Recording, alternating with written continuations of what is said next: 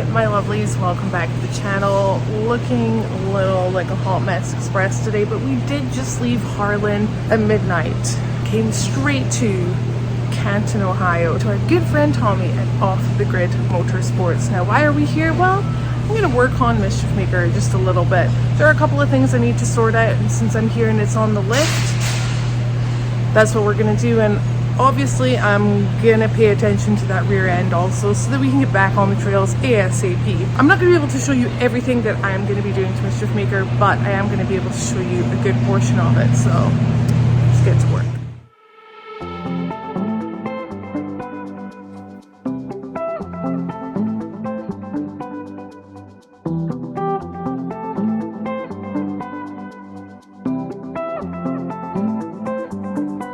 That actually really did not take us long to do. I worked on one side, you guys worked on the other, and it's kind of like tag team teamwork.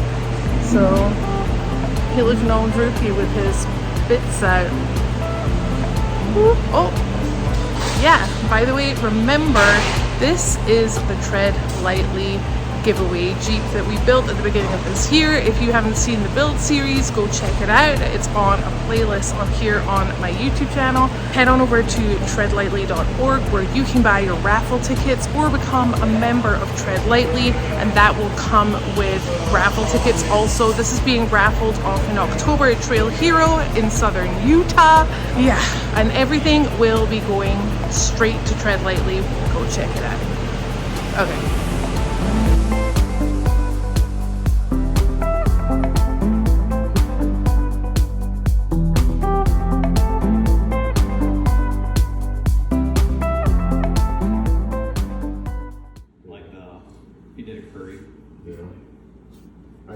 So we have a nice little crack-a-doodle here. Everything's a doodle. Like, it's just laughing at me because I've called everything a doodle today. And then there's a nice, oh, chip-a-doodle here. Chip-a-doodle. So what would have caused that? You're driving like crazy! Jason just points the finger. What? That's so rude. There's part of a tooth. Just a piece that got crushed. Soft piece. Wonder how that happened. So we're also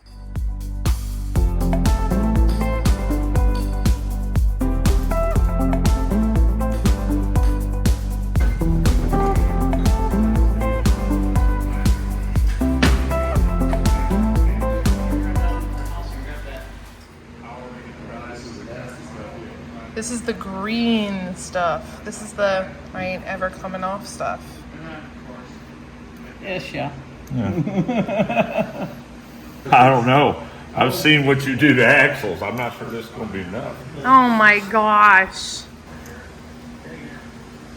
All right, look at that stuff. Terrible stuff right there. Tastes pretty good. It was a little sweet. Oh my Not too gosh. bad. It's the thing here in the Appalachia. If you're What? going to work on something, you taste it first. You always Make sure it's good. Need subtitles. Holographic subtitles. That's what I need right now.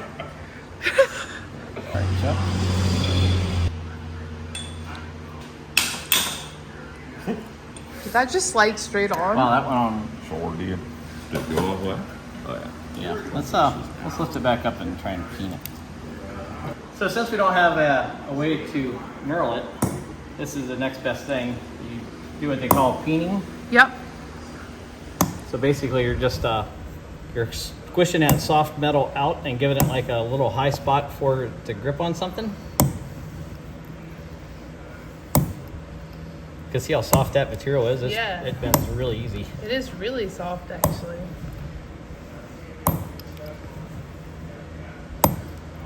So are we just measuring the shims, the thickness, right? Yeah.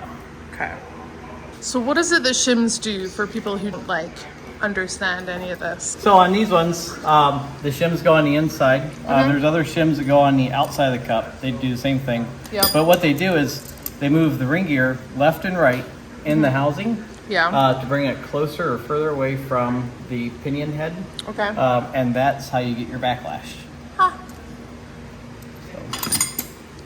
We're all learning.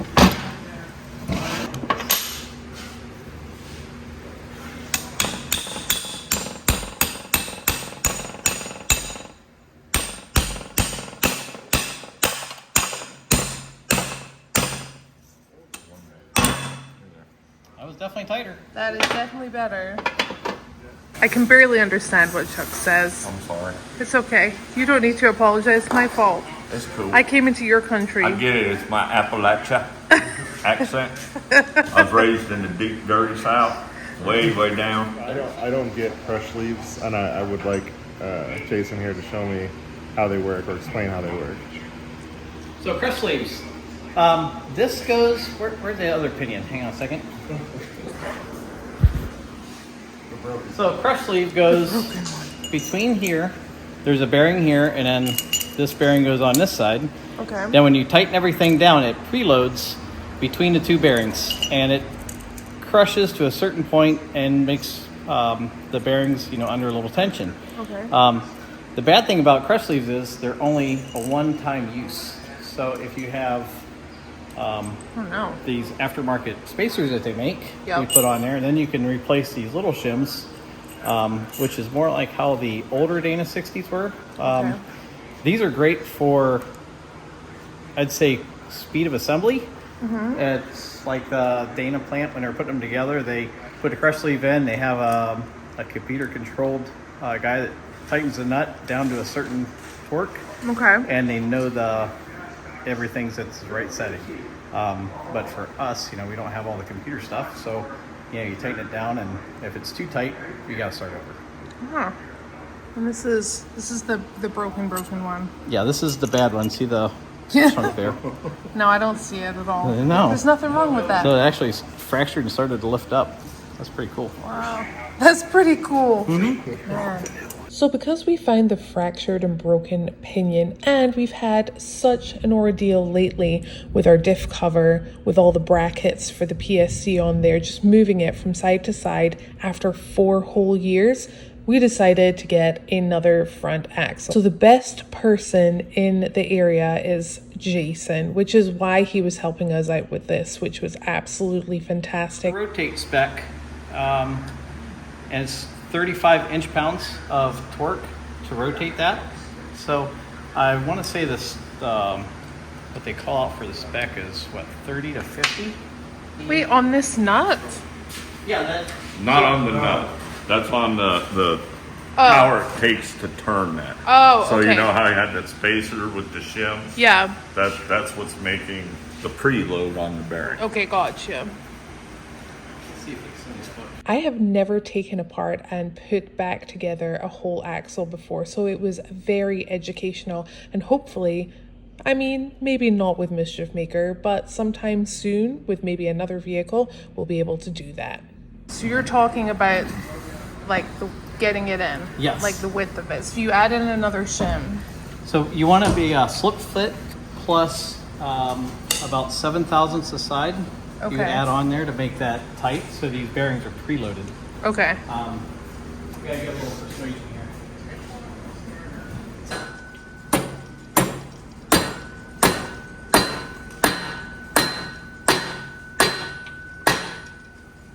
Down. Look, I might have to go to hospital. Oh my gosh. Hospital.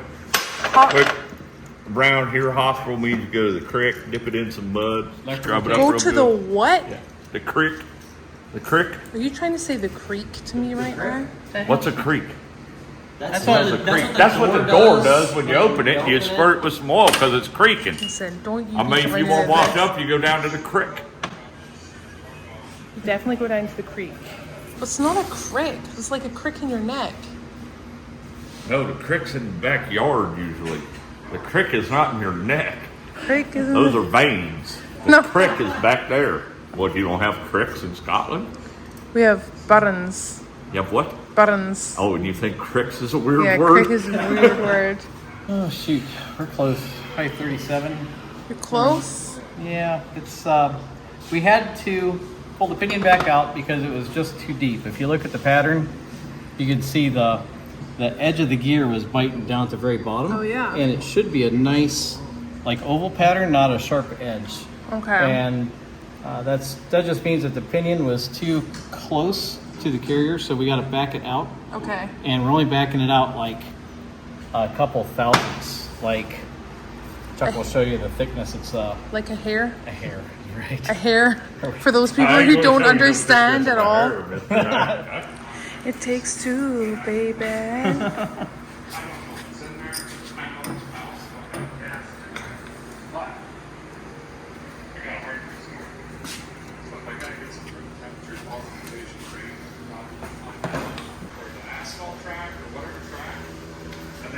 So we paint it so that we can see what the pinion is doing, where it's touching, right? Exactly. Like you can see where that was our mark before. Yeah. And it was just too deep. Okay. So since we dropped the pinion down to the smidge, we'll run the pinion through the grease a couple times.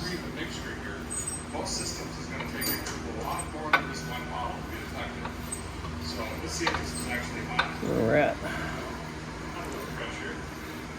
Definitely closer. All right.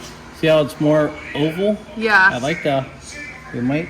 It's looking better. Yeah, definitely. So typically, how many times? Like this never just goes in. It never goes in. Typically. First time. Starting with a bare housing. Yeah. It's always a lot more time consuming. Okay. Just because you don't have.